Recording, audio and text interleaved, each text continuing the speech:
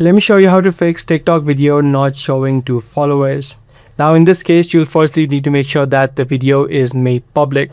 Head over to the video that you just posted and then tap on the three dot on the bottom right, and then you need to make sure that you head over to the privacy setting and make sure that this is set to everyone. If this is set to friends or only you, your followers won't be able to see this video. You'll also need to make sure that you haven't used any restricted keywords. If you have added in some captions that may not be accepted inside of TikTok, your video would not be shown to others.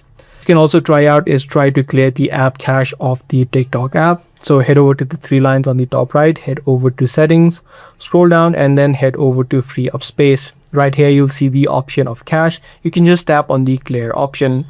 Now if this step is not working out for you, what you can also try out lastly is try to re-upload the videos, because sometimes TikTok may be rotating the followers badge. So once you upload the new video or re-upload the video, your video should be shown normally to your followers. So if you do follow this process, you should be able to fix this issue.